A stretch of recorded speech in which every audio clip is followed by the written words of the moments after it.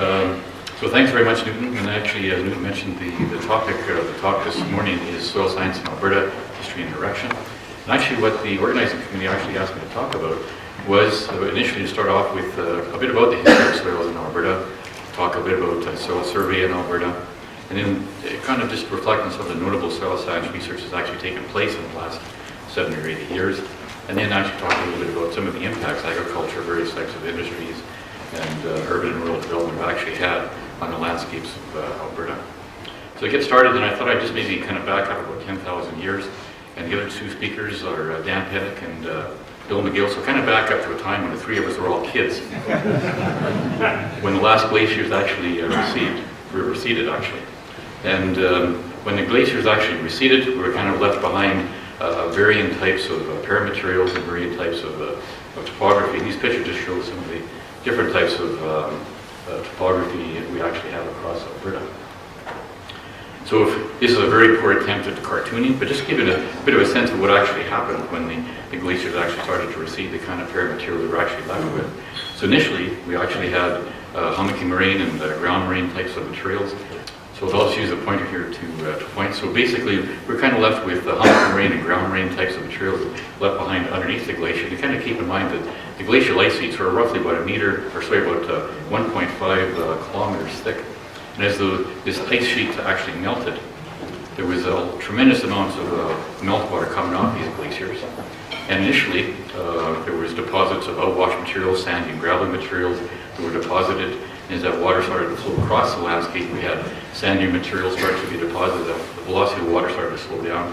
We had fluvial materials deposited. And as the water continued to flow across the landscape, we had, and water with velocity would slow down. We had more materials like clays and silts would be starting to settle out. So we have fluvial custard material. And then finally, where the water settled and formed glacial lakes, we actually had at the bottom of those glacial lakes, we had lacustrine materials deposited, or clays. So we wind up having just a range of types of materials from clay, clay loam, and very sandy types of materials to a real heterogeneous types of materials in the glacially deposits. So we have a real range of paramaterials that were deposited. So then that kind of looks after the first step in soil formation, the parengeologic materials and their deposition. And then we look at the influence of climate and vegetation. Anyway, so let's get back to the climate and vegetation. That's really the next things that really influence soil formation. So we look at the province of Alberta, and we maybe start off in the very southeast corner of the province. Really the climate there was characterized by relatively dry conditions, warm, hot, dry conditions, so precipitation was low and evapotranspiration was high. That influenced the vegetation, really the dominant vegetation, and was short prairie grasses. So as a result, there was a relatively low amounts of organic matter added to those soils, hence the brown soils actually being formed in the southeastern corner of the province. As we started to move to the west and to the north of the brown soils, precipitation increased, evapotranspiration started to decrease, and the dominant vegetation was really mixed prairie grasses, so a little bit more organic matter added to the soil, and as a result, a little bit more organic matter giving the soils a darker brown color. So that's the dark brown soils.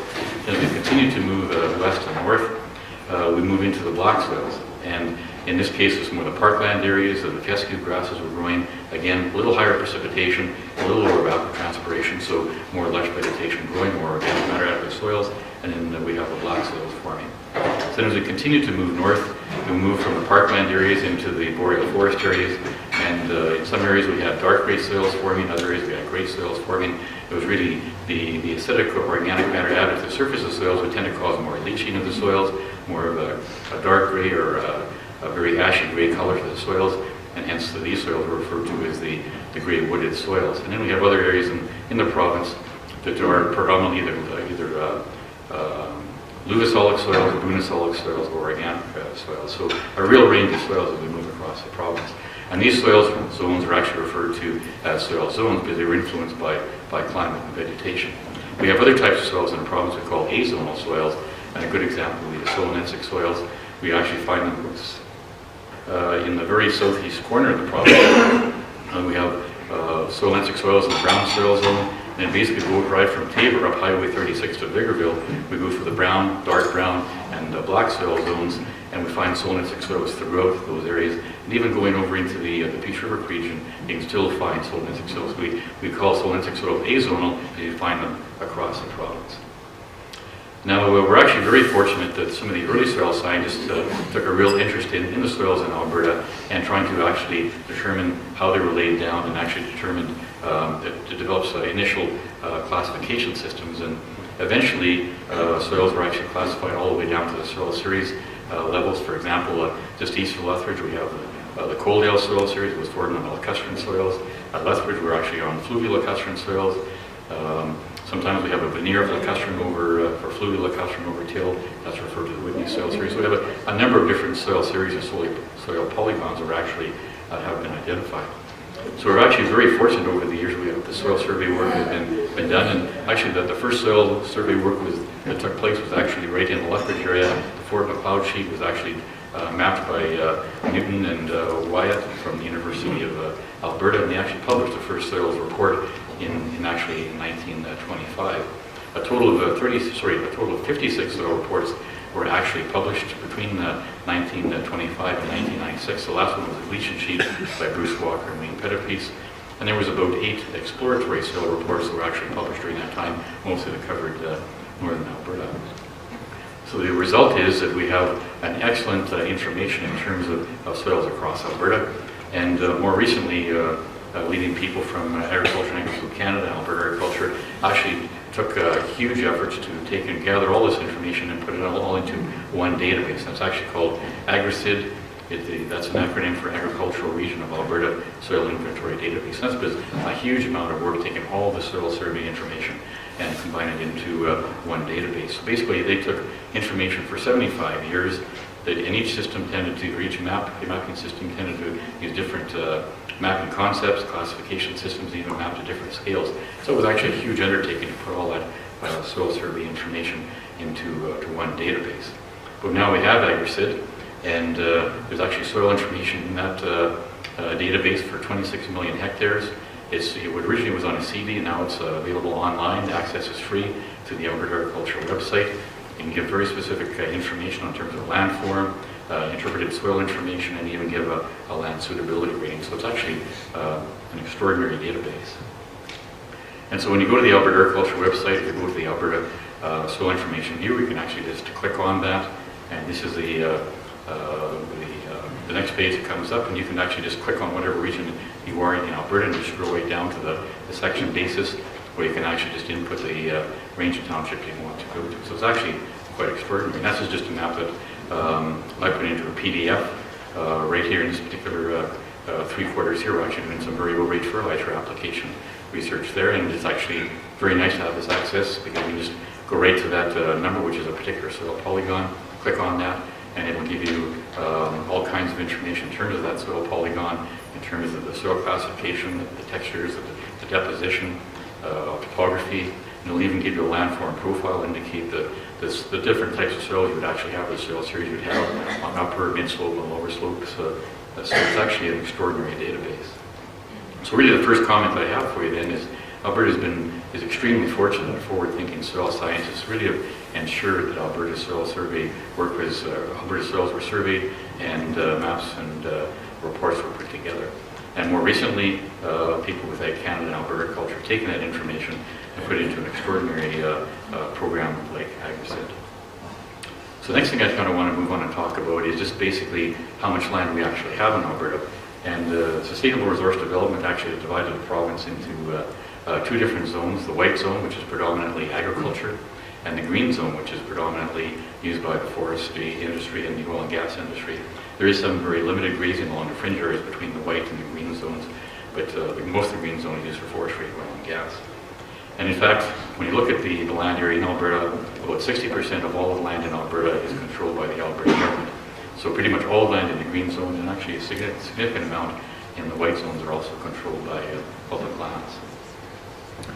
So how much land do we actually have in Alberta? Well, it's in fact just under 159 million acres of land. But from an agricultural standpoint, how much do we actually have in terms of useful land that we can actually use for crop and livestock production? And that's really my interest, so that's what I'm going to focus a bit more on. The question is, how much land do we really actually have for agriculture? So we have just under 159 million acres of land, about a third of that, about 52 million acres, is actually used for agriculture. And then we can further break that down. In fact, about 20 million acres is used primarily for grazing, but most of that land has all remained in either native pasture or the pasture has been improved to some extent, but it's really only suitable for pasture, probably class 4 and class 5 land. That brings us down to about 32 million acres. Of that 32 million acres, typically about 7 million acres is in hay or tame pasture. So now we're left with about 23 million acres used for annual crop production, and then usually typically another 2 million acres in summer fill. That means only about 25 million acres of that 159 million acres is actually used for annual crop production. That's only 16% of our total land area is used for annual crop production. So really the second comment I have then is Alberta really has a relatively small percentage of land suitable for cultivated agriculture, and that's about 16%. So the next question is how much class 1 land do we have? How many people think we have maybe 25% of that 16% of land we cultivate? How much class 1 land do we have? 25%, 50%? In fact, it's actually none. We have no class 1 land in Alberta. If you use if I just kind of go back to this particular rating system, land suitability rating system put out by Agriculture Canada for spring seeded grains, we have no class 1 land in Alberta. So our best lands are really class 2 lands. So where is our class 2 land? Well, predominantly it's east of Calgary, kind of in that thin black and black soil areas, kind of just east of Highway 2, up in the Edmonton area, and in kind of the northern portions of the black soils, and that's really where our class 2 land is. So we don't really have even that much class 2 land in the province, and most of the rest of our cultivated land is either class 3 or class 4. So that's just kind of when you kind of look at the South Saskatchewan regional areas for planning purposes, pretty much all of our class 2 land is east of Calgary, with some smatterings of class 2 land in the Lethbridge and Pincher Creek areas. So now what I'd like to do is kind of back up to 10,000 years back when Bill and Dan and I were kind of young kids playing around. But if we really kind of seriously look at what are the things like, well really the First Nations people actually lived in harmony immediately after the glacier started to retreat.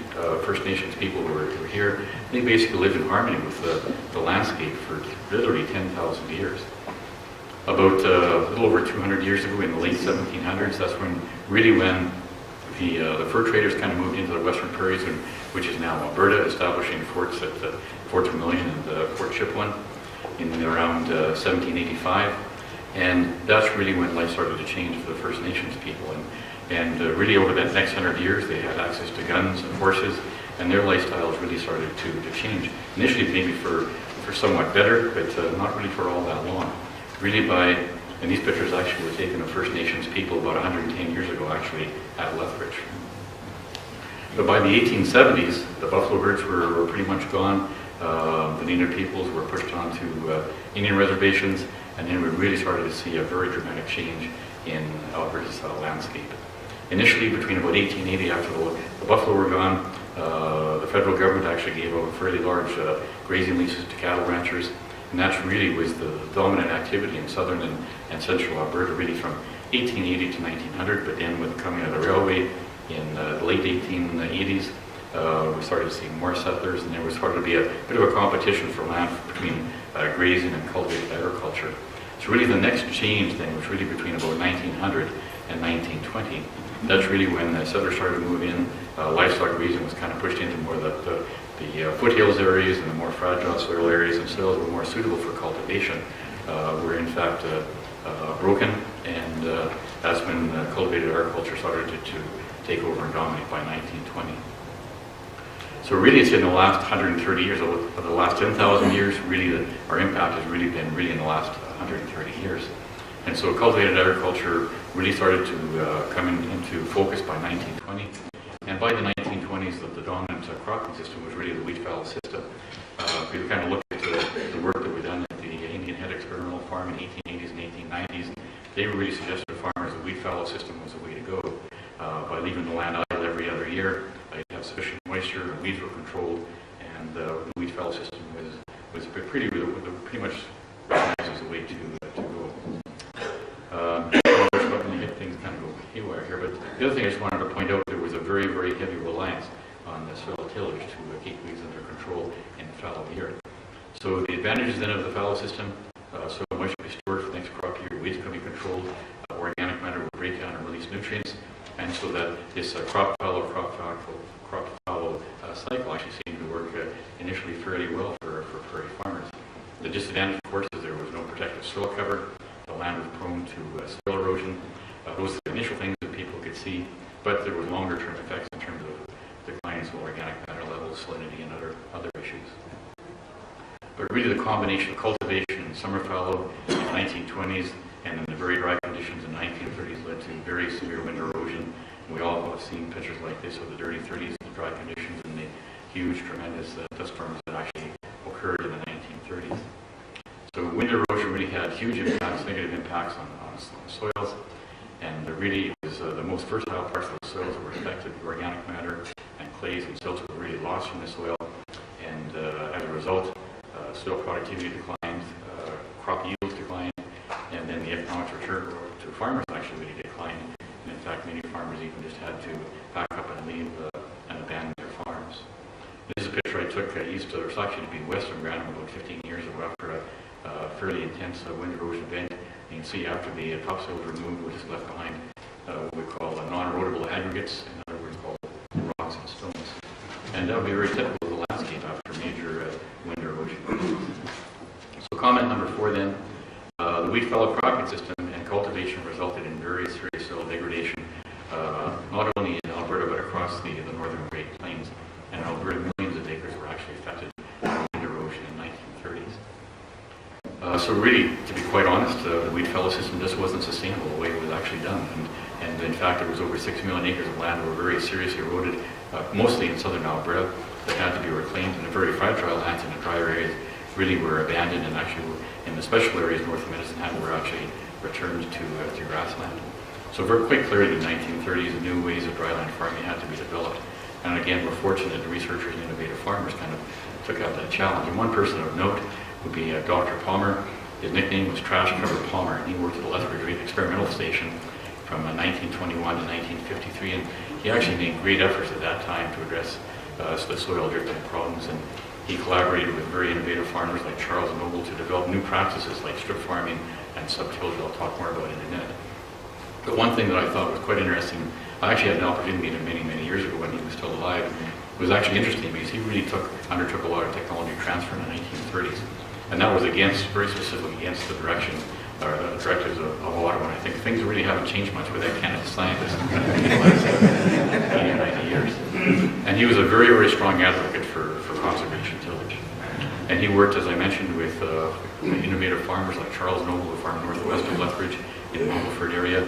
And Charles Noble actually developed an implement called a Noble blade. That's actually shown here in the lower right-hand corner. A very large blade, typically be about 4 feet wide, that would just slice underneath the soil to basically trim off the roots, but it would also trim off the roots of the weeds that would be growing in the fallow year, and basically then the trash would remain on the soil surface to hold that soil surface intact. So he actually began testing his cultivators and actually started making them in 1936, and by 1940 he actually had a machine shop in Mumbleford where he was actually manufacturing them. So really the practice of summer fallowing did continue, but farmers moved to strip farming and utilized the Noble blade that was adopted by the 1940s.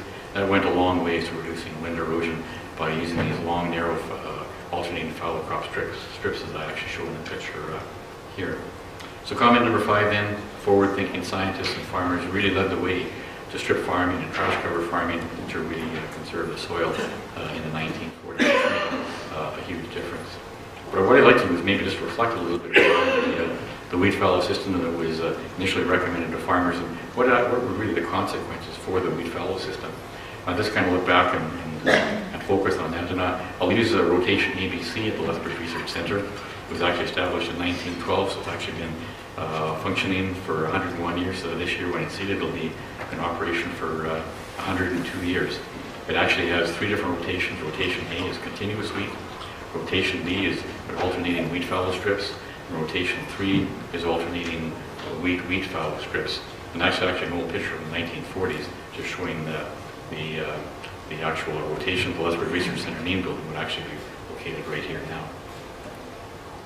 And we actually look at land, we grassland was initially broken. This was some work done by about 30 years ago, looking at a lot of the long-term rotation plots across the northern Great Plains. But really, when grassland is broken, for about the first 40 to 50 years, crop production actually remains at a very good level. But after 40 to 50 years, crop production would gradually decline using the wheat fallow system, even if you didn't have any wind erosion or erosion events taking place. And it's actually very easy to explain. If you actually look at soil organic matter, and particularly soil nitrogen, mineral nitrogen in a fallow year would increase, then it would be cropped in the year of the second year when it's cropped.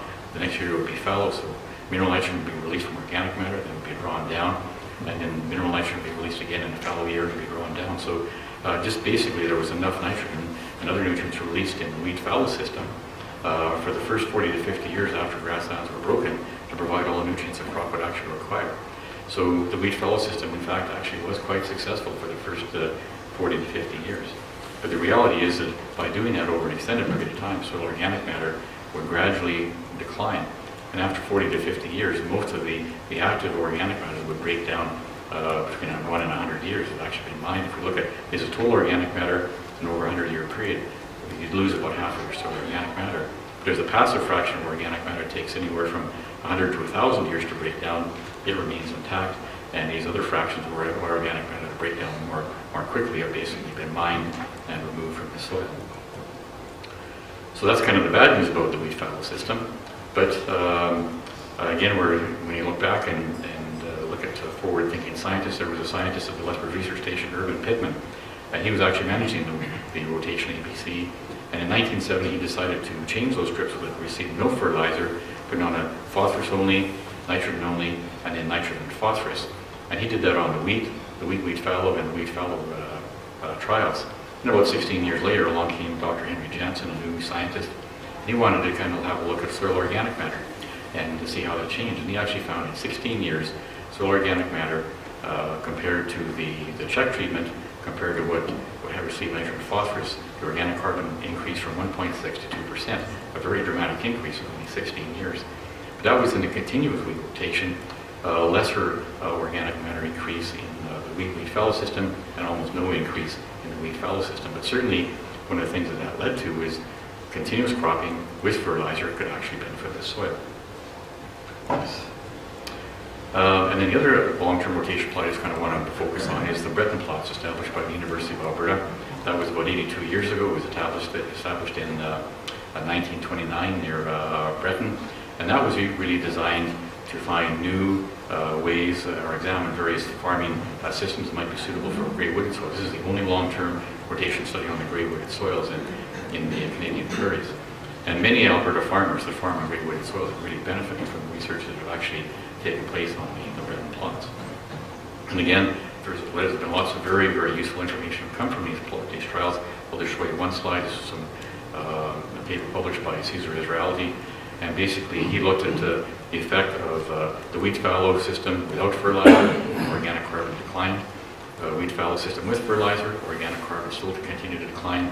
However, the cereal the cereal forage rotation, they didn't receive fertilizer, so organic carbon levels were actually going up. And cereal forage rotation received fertilizer went up even more. And then he looked at treatments compared where they were fertilized with commercial fertilizer versus manure. And then on wheat fallow and on the cereal forage rotation fertilized with commercial fertilizer versus manure, the cereal forage rotation that received manure actually had the highest levels of organic carbon. So very similar stories, even though very different soils, dark brown soils versus gray soils. The wheat fallow system was relatively destructive in terms of soil organic matter declining, but continuous cropping and fertilizing would really result in long-term benefits.